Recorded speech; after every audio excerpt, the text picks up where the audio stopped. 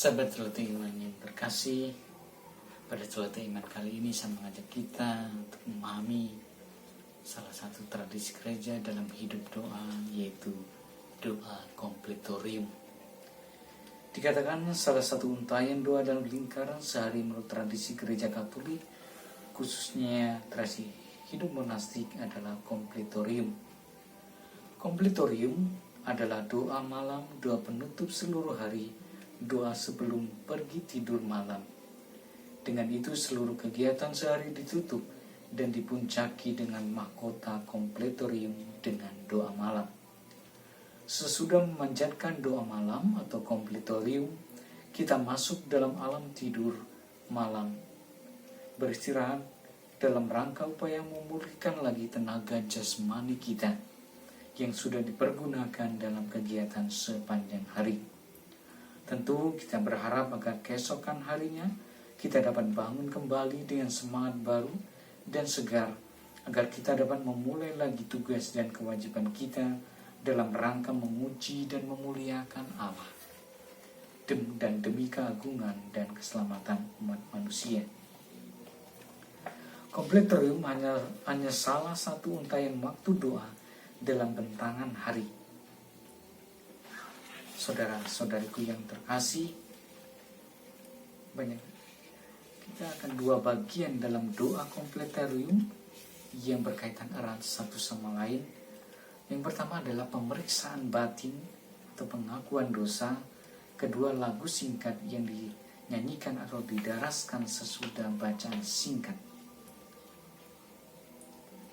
Isi lagu singkat yang pertama adalah, ke dalam tanganmu kuserahkan diriku, ya Tuhan penyelamatku.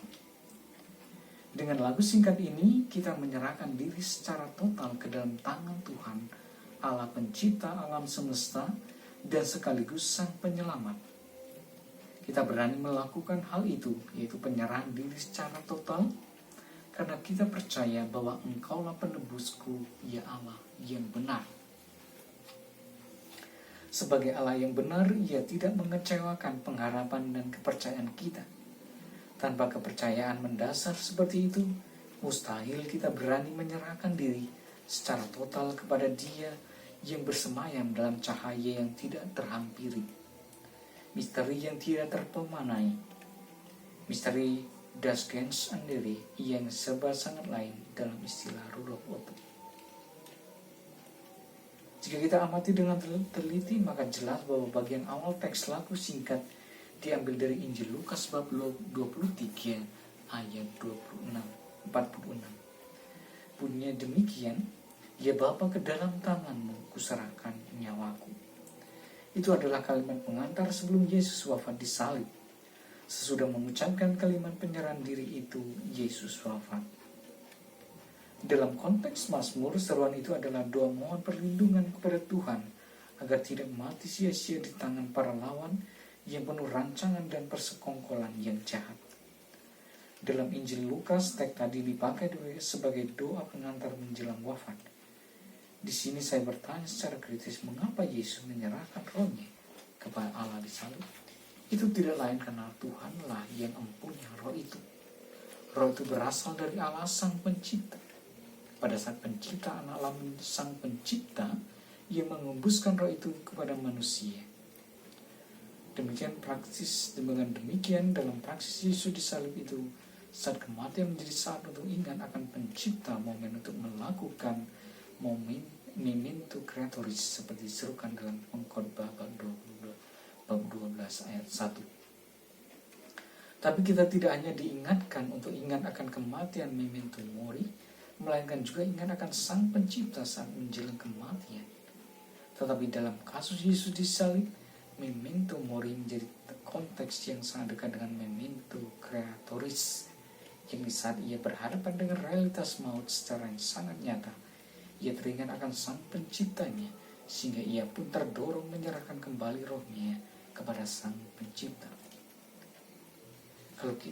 Kalau kini kita memakai teks tadi dan sebagian utuh dari doa malam, padahal dulu Yesus memakainya sebagai teks pengantar menuju alam maut, maka pasti ada sebuah paralelisme yang kuat antara alam maut dan alam tidur malam. Tatkala kita mau melewati misteri tidur dalam malam kelam, kita menyerahkan terlebih dahulu roh kita kepada Tuhan yang empunya roh. Kita berharap agar roh kita aman dalam naungan, pemeliharaan dan perlindungan Tuhan seperti harapan pemazmur. Kalau besok pagi roh itu dikembalikan kepada kita dan kita bisa bangun lagi, maka kita patut bersyukur atas peristiwa itu. Kita masih diberi kesempatan untuk melihat fajar hari baru. Kita masih diberi kesempatan untuk menghirup napas kehidupan sekali lagi. Itulah sebuah mukjizat baru dalam alam, baru dan ajaib dalam hidup kita setiap hari dan dari hari-hari. Sebaliknya, kalau ternyata roh itu tidak kembali kepada kita, maka tidak terjadi apa-apa. Mengapa? Toh sebelum tidur malam kita sudah menyerahkan dengan sebaik-baiknya kepada Dia yang mempunyai roh, seperti yang terjadi dalam kasus Yesus di salib.